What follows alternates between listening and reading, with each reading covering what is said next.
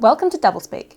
I'm your host and producer Casey, and the team joining me today is Liam. My gut says it's true. And Oscar. I am! Weeding out the lies. Daniel. I speak pig English. Making them. Oh, and Amanda. My fellow mute fact checker. Here on Doublespeak we play a little game. Daniel has a lot of random, useless and useful knowledge, so we're going to put his skills to the test. Each episode, Daniel becomes an expert on a new topic, which he explains to Liam and Oscar. They then guess whether he's telling the truth or not.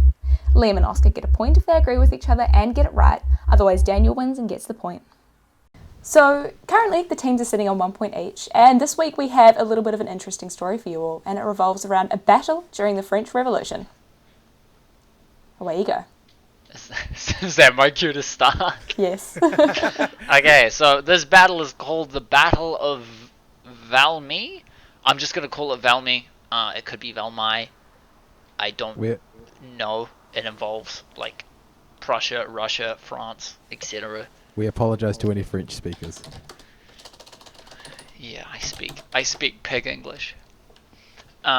So, during the French Revolution, as many of you may know, there were battles. There were a lot of small revolutionary battles over French territory. And because of this, other countries around France saw it as an opportunity to seize power over certain areas, right? Best time to strike your enemy is when they're at their weakest and bickering amongst themselves. So, a couple countries around France decided to start trying to pick pieces away. The king borrowed money for his own lifestyle and to support America in their Revolutionary War and to fight Britain in the 7 Years' War. This is some background to the French Revolution, by the way.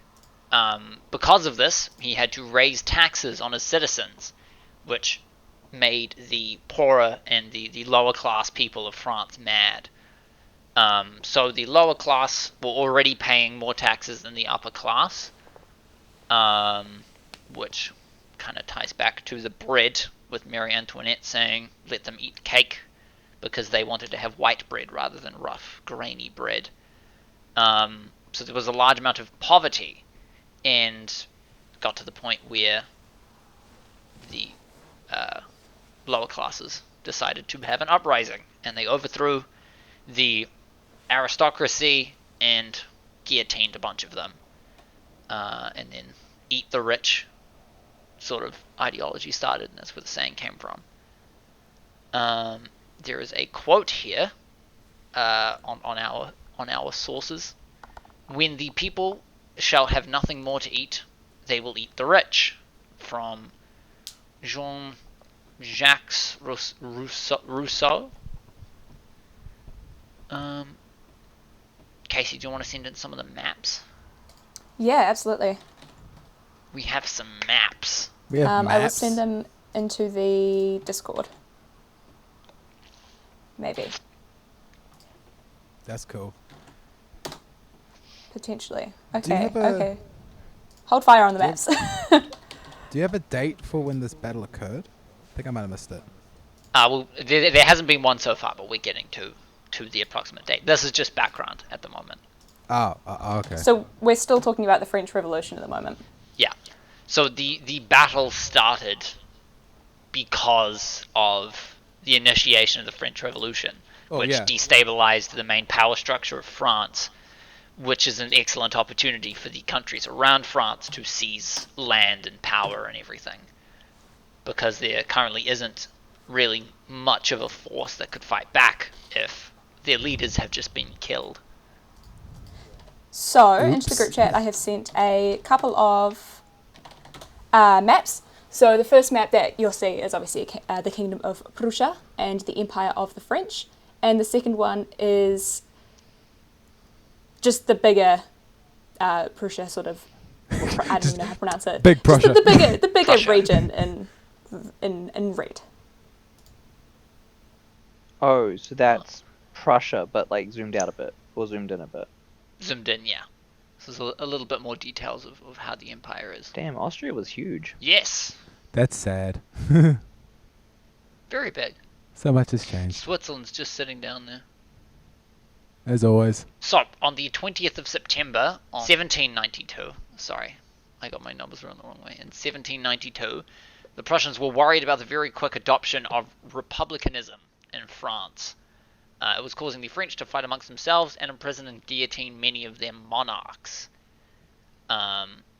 which is never really a good thing if that ideology opposes your current power structure, much like how American capitalism feared communism, because it kind of inspires the people you are controlling to think the other way that you want them to. So they didn't want republicanism to spread to Prussia. So the location of Valmy is located in modern-day Luxembourg. Oh. At the time, this piece of land was on the border between France and Prussia. You can see Luxembourg on the map between Prussia and Empire of the French. Mm-hmm. Prussia didn't necessarily want the land itself, but they wanted to send a warning to France to try and prevent their radical ideas from spreading to Prussia. And Prussia was dealing with some other stuff at the time, so they didn't really need a uprising of the lower class. So France wasn't doing very well. It was a very impoverished country. Supply lines were hard to establish and even harder to keep going. The French were losing hope. They were reaching the point of no return in terms of the revolution. They weren't sure how to sort out the country, and they were fighting all the time. The armies were made up of volunteers that were ill-trained and ill-prepared. So they weren't doing super well in general. The country was in a bit of a shambles, and they were just starting to try and sort themselves out. And on top of it all, they were running out of cannonballs. Swords and close-range pistols could only do so much damage. Bayonets were popular weapons at the time, but they were used in different fights. Untrained people were fighting. There were farmers and peasants, so they weren't necessarily the best with a gun. They resorted to things like pitchforks and farming equipment, anything they could get their hands on. So they didn't quite have the most advanced military either. And the absence of cannonballs is from a mix of the revolution and an absence of supply lines. Because they would have to purchase cannonballs from another country, get them moved there. So Prussia had a rather normal military at the time. So comparatively, France was rather primitive when it comes to their weapons. So since they were still in the revolution, anything they needed access to was already being used elsewhere, such as in Paris. This caused serious discourse with the French units. Tensions were high and the soldiers were scared. So they did what any noble Frenchman does. They killed their commanding officers and fled. So noble. So noble. As anyone would do. I mean, what? You're either going to stand and then guaranteed die, and then the general's probably going to live, the commanding officer's probably going to live and get away with it and then send other people to their death, or cap them and ditch. Very true, very Some true. remained, though, determined to be patriotic and fight for their country, although they severely lacked in numbers and they had no way known to win the battle, so they had to think their way through it. Inspired by a Viking chieftain, Hustine, the general, Francois Kellerman, came up with a plan. He pretended to be dying and tasked his men to carry him towards the Prussians, claiming that he was, not very well, and wished to convert to Judaism and repent from his sins before he passed. So sort of a religious parley. He did miss one thing, however, and that was the fact that most Prussians were Protestant. I was gonna say, Judaism didn't stretch that far. Yes, and there was no synagogue nearby. So the Prussians called his bluff, and the French didn't run away and were mowed down. So they didn't do very well in that case. the piece of land that they were fighting over, Luxembourg, became a part of Prussia, but was later stolen by the Netherlands. After a while of being tossed around between other countries, Luxembourg attempted to gain independence in 1815, only to be briefly occupied by Prussia during World War I. It was at that time, too, that Prussia was dissolving and eventually became what we know today as Germany. So, what were the dates of the battle then? What do you mean? Well, you just said 1815. I'm losing track of where the battle is. 1792. It started in 1792. Oh, okay. When did it end then? 1792. Oh. Was it during like the same year battle? Yeah, it wasn't very long. Okay. It was pretty much a bunch of farmers who were ill-prepared, ill-fed, ill-nourished against an army in Prussia. And their only strategy was smarts and skills, and it didn't work. Because they didn't do their research about what religion the Prussians practiced. Yes. Whoops. Somewhat a fault of hubris. Very interesting. Any other questions? Do you have any numbers of the battle? What do you mean? Casualties? Numbers as in like fatalities? deaths? Yeah. Fatalities. There weren't any fatalities on the Prussian side, but the entirety of the French Legion were wiped Yeesh. out. That is a lot. That's I suppose not- you said there weren't that many French left, but still to No. wipe them all out. I mean, a couple of them did sort of try and escape. Not sort of did. They did. All the Well, ones that remained were killed, but the ones that escaped, they managed to make it away. Yeesh. What do you think, Liam? I mean, I feel like it seems true. I just there was the one last part like where he said that Prussia in World War One. You mentioned something about Prussia in World War One. Yes. What did you mention about them?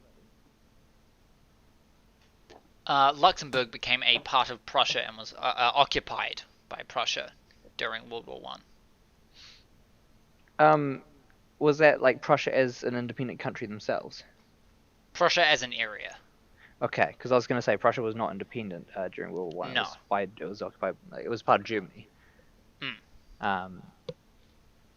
I mean, the rest of it seems like completely normal. Prussia was a big baddie back in history. You know, a lot of people feared Prussia, and fair enough for them to dick over France. So Yeah. I mean, it seems like it is something that would happen, and it's not unlikely, you know, back in 1792 for random farmers to be like, well, this is all we got, we don't want them to take our land, so let's just try and beat them, and they get beaten down by a higher force. Well, they wouldn't want it to come in after they've been beheading so many nobles and royalty to be like, cool, you killed all these people. We're going to come and take it now. Oh, again. Yeah. We got to play the same game, but on hard mode now. God damn it. Yeah. Yes, they weren't very keen on trading one aristocracy for another. No. Yeah, no, fair enough. Yeah, I think I believe it's true. My gut says it's true. Liam's gone true. What about you, Oscar? I'll follow your lead. I say true. Awesome. So that's it. Both true? Yep. Drum roll.